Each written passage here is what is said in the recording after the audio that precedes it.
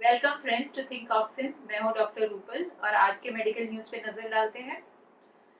दोस्तों, university of Birmingham ने एक स्टडी की है जिसमें उन्होंने ये फाइंड आउट किया है कि जो भी डायबिटिक्स है लेकिन जो साथ में खर्राटे भी भरते हैं, इनमें अंधा होने का चांसेस बहुत ही ज़्यादा है।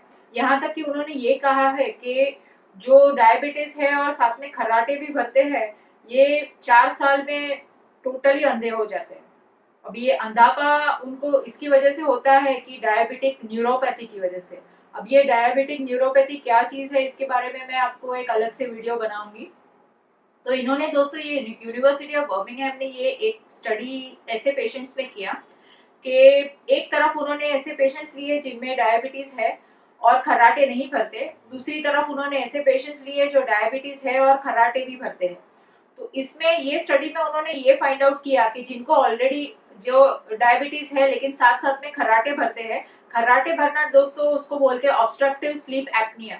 ओके, जो ओएस है उसको बोलते हैं। तो जिनको डायबिटीज है और ओएसए है, उनमें डायबिटिक रेटिनोपैथी के चांसेस बहुत ही ज्यादा बढ़ जाते हैं। ये इसकी वजह से क्योंकि उनको उनके आंखों में और उनकी ब्रेन में ऑक्सीजन की डेफिशिएंसी हो जाती है, जिसकी वजह से उनको डायबिटिक रेटिनोपैथी हो जाती है। तो इसके लिए दोस्तों, अगर आपके घर में कोई खर्राटे ले रहा है तो प्लीज उसका इलाज इसको पहचानते हो? जी हाँ दोस्तों, ये आपका फोन है। आपको पता है आपके फोन के प्रति जो आपका प्यार है वो आपके लिए कितना हानिकारक हो सकता है। यूनिवर्सिटी ऑफ टेक्सास ने ये रिसर्च किया है और फाइंड आउट किया है कि अगर आप अपना फोन, भले आप चेक ना करो कुछ ना करो, लेकिन फोन अगर आप अपने पास रखो या फिर अपने टेबल पे भी रखो, अपने पास मतलब आपके टेबल पे रखो, आप आपके पास, और आप यहाँ पे इस तरह से काम कर रहे हो, तो उन्होंने ये फाइंड आउट किया है कि आपकी कॉग्निटिव कैपेसिटी, आपका फोकस और आपकी प्रोडक्टिविटी बहुत ही कम हो सकती है। इन्होंने एक रिसर्च किया जिसमें उन्होंने एक एक ग्रुप को कहा कि आप जब भी आप काम कर रहे हो तभी आपके टेबल पे रखना फोन, नोटिफिकेशंस मत चेक करना, लेकिन सिर्फ टेबल पे आप फोन रखना।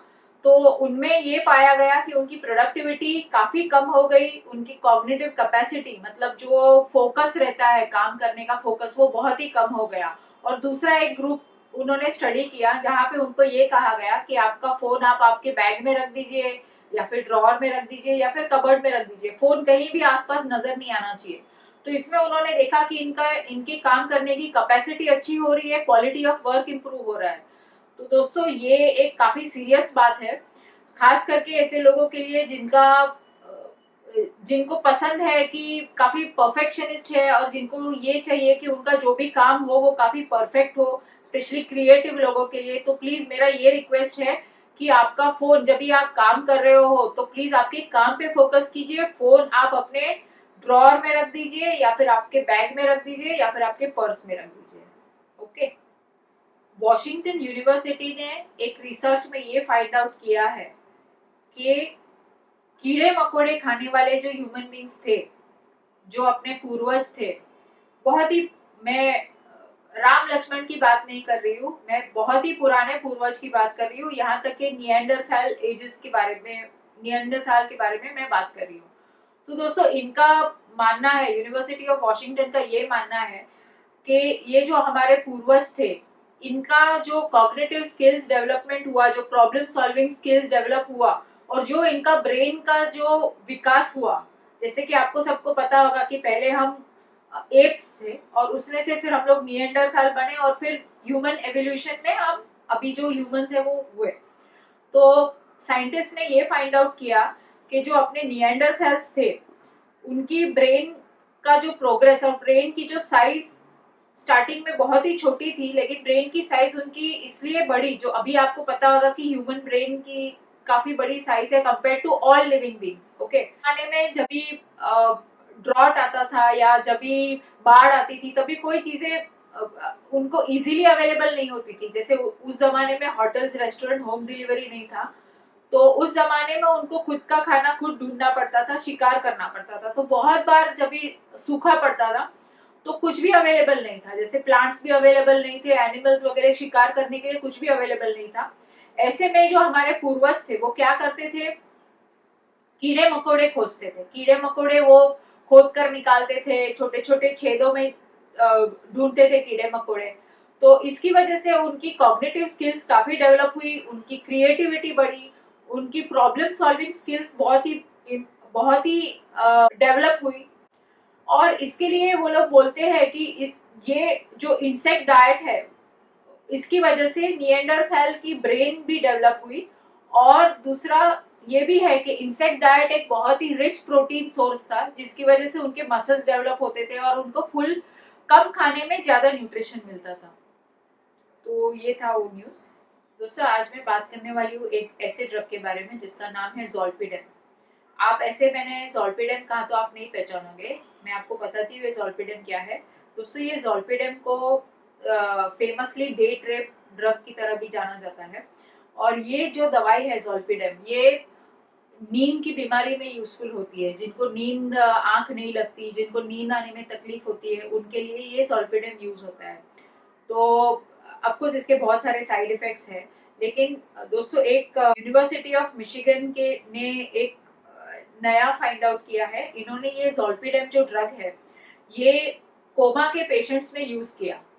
जो लोग बहुत 20-20 साल से कोमा में है उनमें उन्होंने ये ज़ोलपीडेम ड्रग देके उन्होंने ट्रायल्स किए। तो जब भी उन्होंने ज़ोलपीडेम ड्रग कोमा के पेशेंट्स को दिया तो उन्होंने ये फाइंड आउट किया कि 15 मिनट में उनको होश आया और कम से कम 3 से 4 घंटे तक वो होश में थे, अपने रिलेटिव्स के साथ बात कर सक रहे थे और उनको सब पता भी चल रहा था, बात कर रहे थे, उंगलियां थोड़ा मूवमेंट कर रहे थे।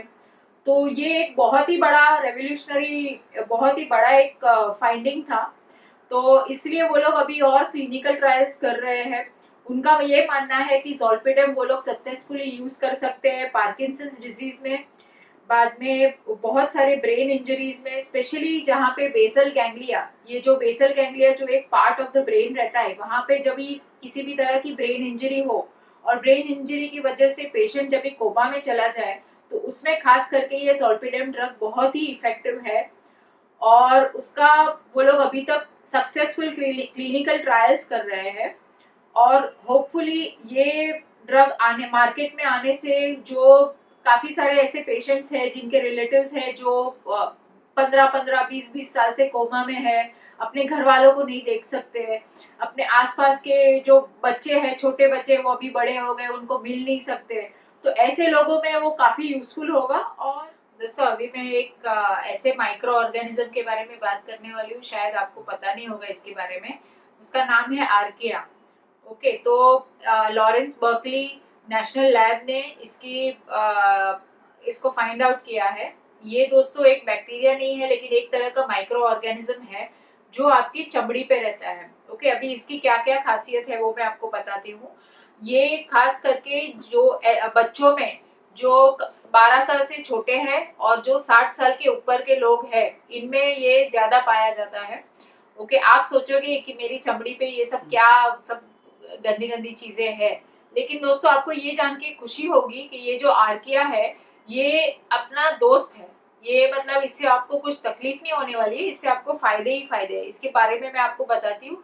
ये दोस्तों आर्किया जो है ये खास करके आपको जो पसीना आता है, ओके, वो पसीना को वो ऑक्सीडाइज करता है। मतलब जो अमोनिया रहता है, जो पसीना में जो अमोनिया रहता है जिसकी वजह से बहुत ही गंदी स्मेल आती है, बॉडी ओडर आती है, ये दोस्तों आर्किया उसको ऑक्सीडाइज करता है और उसको फ्रेंडली नाइट्रोजन में कन्वर्ट करता है। दूसरी बात, आर्किया जो है वो आपकी स्किन के जो डेड सेल्स है उसको भी खा लेता है। ओके, तो आपको लगेगा कि ये आर्किया मतलब क्या चीज है, तो इसके बारे में आपको पहले से तो जानकारी थी, वो भी मैं आपको बताती हूँ। दोस्तों आपको पता होगा कि आप गर्म पानी के कुंड में जाते हो स्नान करने के लिए, बहुत बार आप न्यूज में देखते हो कि आइसलैंड के हॉट स्प्रिंग्स में जाते हैं लोग और अपनी स्किन डिजीज को ट्रीट करते हैं। ज्यादातर वो लोग बोलते हैं कि सल्फर की वजह से है। दोस्तों ये आर्किया आर्किया भी उसमें बहुत ही बड़ा रोल प्ले करता है, क्योंकि ये आर्किया खास करके हॉट स्प्रिंग्स मतलब गर्म पानी के कुंड, बाद में जो आप बोलते हो ना जो नेचुरल हॉट स्प्रिंग्स रहते हैं जहाँ पे आप डुबकी लगाने से आपकी चमड़ी के रोग ठीक हो जाते हैं, तो ये जो आर्किया है वो ज्यादातर वहां पे मिलता है। और एक बहुत ही व्हाट डू यू से, एक फैसिनेटिंग बात ये है कि दोस्तों ये आर्किया जो है, ये साइंटिस्ट ऐसा बिलीव करते हैं कि मार्स पे भी सरवाइव हो सकता है। ओके, तो ये एक थोड़ा सा शॉकिंग है कि ये ऐसा एक माइक्रो ऑर्गेनिज्म है, क्योंकि मार्स पे वो लोग बोलते हैं कि बैक्टीरिया भी नहीं सर्वाइव कर सकता, वायरस भी नहीं सर्वाइव कर सकता, तो ये आर्किया वहां पे सर्वाइव कर सकता है। आर्किया जब भी आपके स्किन पे रहता है तो आपकी स्किन को प्रॉपर मॉइस्चराइज करता है और बेसिकली आपके स्किन का जो पीएच लेवल है वो रिड्यूस करता है। दोस्तों जब भी आपका पीएच लेवल स्किन का हाई होता है तभी आपको बहुत बार कुछ भी इन्फेक्शन हुआ हो, जैसे कि कुछ फोड़ा हुआ हो, वो जल्दी से ठीक नहीं हो रहा है, तो उसका मेन कारण ऐसे होता है कि आपका स्किन का पीएच लेवल बहुत हाई है। तो आर्किया के होने से आपका स्किन का पीएच लेवल कम होता है और नॉर्मल होता है, जिसकी वजह से आपको कभी भी कुछ कटे छीले कुछ भी हुए या फिर कुछ फोड़ा वोड़ा निकल जाए तो जल्दी से ठीक हो जाता है। तो ये सब यूजेस है आर्किया के बारे में।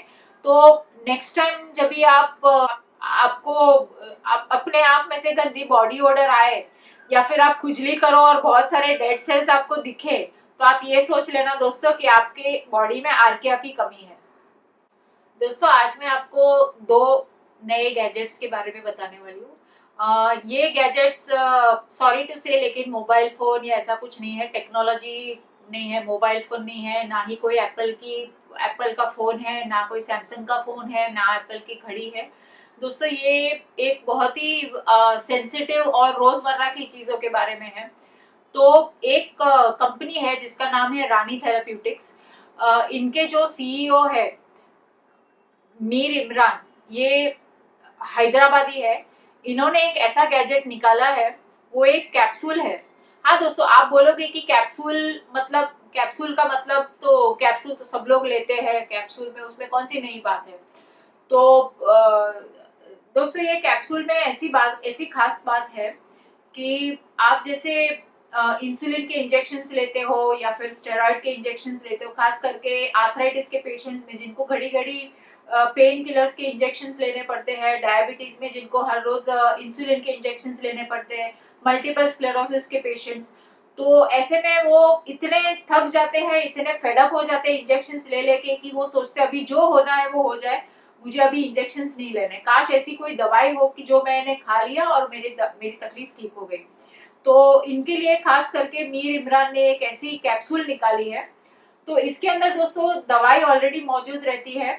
तो जब भी आप ये कैप्सूल खाते हो तो ये कैप्सूल जब आपके इंटेस्टाइन में जाती है तो उसके अंदर से छोटे छोटे नीडल्स बाहर आते हैं। ये नीडल्स बनाए हुए रहते हैं शुगर से। तो ये नीडल्स बाहर आते हैं, ये नीडल्स डायरेक्टली जो ड्रग रहता है जैसे कि इंसुलिन, इनके सब डायबिटीज जो इंसुलिन रहता है वो डायरेक्टली आपके स्मॉल इंटेस्टाइन के लाइनिंग में इंजेक्ट कर देता है। एक बार वो ड्रग इंजेक्ट हो गया उसके बाद ये पूरी तरह से डिसॉल्व होके आपके शरीर के बाहर फेंका जाता है। तो इससे तुरंत पेशेंट को दवाई का डोज मिल जाता है बिना इंजेक्शन के। तो ये एक बहुत ही बड़ी रेवोल्यूशनरी चीज है। और मिस्टर मीर इमरान ने एस्ट्राजेनेका और नोवार्टिस के साथ टाई अप किया है और जल्द ही मार्केट में इंसुलिन के कैप्सूल्स, आर्थराइटिस के लिए कैप्सूल्स, ये सब आपको अवेलेबल होंगे। तो दोस्तों दूसरी एक टेक्नोलॉजी न्यूज है, ये भी सॉरी टू से किसी फोन के रिलेटेड या किसी घड़ी के रिलेटेड नहीं है। ये दोस्तों एक रोबोट के बारे में है। जब मैं आपको रोबोट के बारे में कुछ बताती हूँ तो आपके आपके माइंड में ये आता है कि एक मेटल का एक मेटालिक एक आदमी है, स्टील का बना हुआ आदमी है। तो नहीं दोस्तों, ये एक यूनिवर्सिटी ऑफ 20 ने एक प्लास्टिक के रोबोट का इजाद किया है। ये वर्ल्ड का सबसे स्मॉलेस्ट और सबसे एक्यूरेट रोबोट है। और इसमें सबसे शॉकिंग बात ये है कि ये पूरा रोबोट उन्होंने 3D प्रिंटिंग से तैयार किया है। ओके, अभी ये रोबोट क्या करता है ये मैं आपको बताती हूँ। इसका नाम है स्टॉर्म रैम 4। अभी ये जो स्टॉर्म रैम 4 है ये एक बायोप्सी रोबोट है। इसका मतलब क्या है कि अगर कोई ब्रेस्ट कैंसर का पेशेंट है और उसका बायोप्सी लेना है तो बहुत बार ऐसे होता है कि एक ब्लाइंड प्रोसीजर रहता है, मतलब उनको एक अंदाजा, एमआरआई स्कैन पहले ले लेते हैं और एक अंदाज से पोजीशन ले लेते हैं और फिर अंदाज से वो सर्जरी, सब कुछ अंदाज में होता है, एक्यूरेसी 100% नहीं होती। तो इसमें जस्ट बिकॉज ये रोबोट प्लास्टिक का है, ये पूरी robotic surgery inside the MRI scanner MRI scanner के अंदर हो सकती है, जिसकी वजह से 100% एक्यूरेसी हो सकती है। तो उसमें तुरंत वो बायोप्सी कर सकते हैं, प्रॉपर डायग्नोसिस कर सकते हैं। और दोस्तों तो दूसरी बात ये भी है कि ये रोबोट के थ्रू वो लोग माइक्रो सर्जरी से ये कैंसर सेल्स को टारगेट भी कर सकते हैं। मतलब ओपन सर्जरी करने की कोई जरूरत नहीं है। जब भी उनको पता चला कि थोड़ा सा एक छोटा सा लंप है, कैंसरस लंप है, तो डायरेक्टली रोबोट को भेज दिया, उसने वहां पे इंजेक्शन नीडल से वहां पे क्रायो सर्जरी या हीट हीट के द्वारा वो कैंसर सेल्स को डिस्ट्रॉय कर सकता है, जिसमें ये टोटली नॉन इन्वेजिव प्रोसीजर है कैंसर के लिए। तो ये एक बहुत ही अ, बड़ी एक चीज है, खास करके अगर आपके घर में कोई कैंसर पेशेंट है और उनको घड़ी घड़ी जाना पड़े रेडियोथेरेपी के लिए, घड़ी घड़ी जाना पड़े कीमोथेरेपी के लिए, तो अगर उनको उसी वक्त पता चल जाए कि कहाँ पे है कैंसर और उस तरह से टारगेटेड ट्रीटमेंट वो कर सके, तो ऐसे पेशेंट्स में बहुत सारा पेन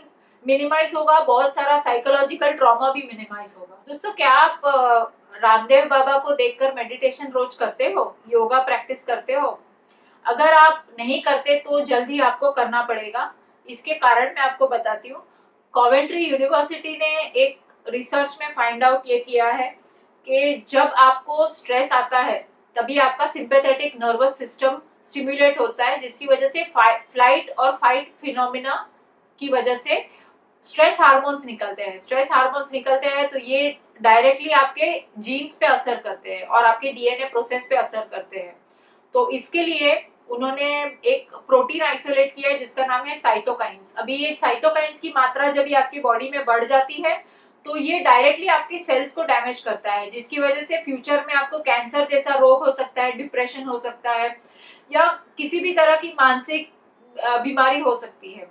तो जब ये साइटोकाइंस, तो कॉवेंट्री यूनिवर्सिटी के साइंटिस्ट ने ये पता किया है कि मेडिटेशन और टाई ची और योगा से ये डीएनए प्रोसेस, जो हानिकारक प्रोसेस रहते हैं डीएनए के, उनको ये स्टॉप भी कर सकते हैं और नॉट जस्ट स्टॉप, इनको रिवर्स भी कर सकते हैं।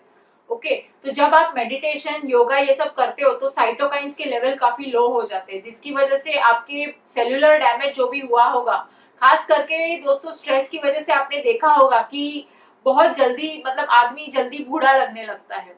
तो ये रीजन ये इसकी वजह से है क्योंकि इनके बॉडी में ज्यादा साइटोकाइंस रिलीज हो रहे हैं। तो दोस्तों मेडिटेशन योगा से साइटोकाइंस रिलीज होने कम हो जाएंगे और इसकी वजह से आपका एज रिवर्सल भी हो सकता है। जी हाँ दोस्तों, ये मैं सच बात बता रही हूँ, ये साइंटिस्ट ने प्रूव किया है कि मेडिटेशन करने से आपका एज रिवर्सल भी हो सकता है। तो आप यहाँ बैठे क्या कर रहे हो, चलिए जाइए और प्लीज थोड़ा मेडिटेशन और योगा कीजिए। और कल हम फिर इसी वक्त इसी समय मिलते हैं नए मेडिकल न्यूज के साथ। आपका ख्याल रखिए और गुड नाइट।